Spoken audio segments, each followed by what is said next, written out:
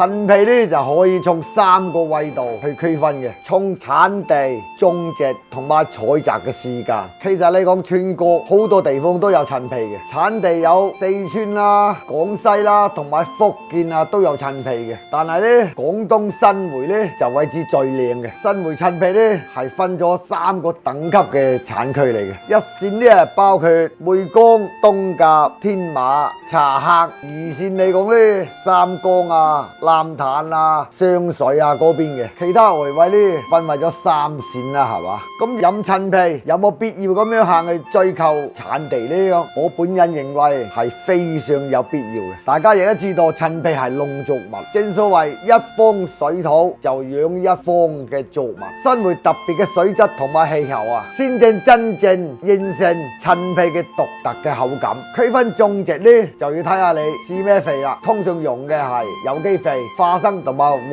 豆啊。種出嚟嘅果呢，就純天然嗰隻口味嚟嘅，冇任何添加劑嘅。如果係無機肥呢，咁就大鑊啦。你哋有冇聽講過話廚都要打吊針嘅喎？就好似你煮餸，你放咗雞精，咁就肯定係唔係原汁原味噶啦。就算你講得嘅更好都好，佢都會影響咗佢嘅品質嘅。第三個角度呢，就係採摘嘅時間啦。大家都知道陳皮佢係要分青皮、二烘、大烘。大烘呢同樣係有分嘅喎，呢個冬候、大烘咁啊又唔一樣嘅喎。青皮呢佢係分別喺秋分到立秋之間嗰個時段嘅。二烘呢佢就係秋分過後至到係11月左右，即係立冬之前，佢就叫二烘嘅。你哋所謂之薄荷香，佢就係出自於二烘皮啦。佢呢隻薄荷香呢，佢就點解要二烘呢？佢就係熟與唔熟之間，佢先會形成咗呢隻嘅薄荷香味。大烘呢係冬天採摘嘅果，因為大烘呢佢係完全熟透嘅果，佢就更加會飽滿，比較之甜。所謂冬候大烘呢，佢就係定咗響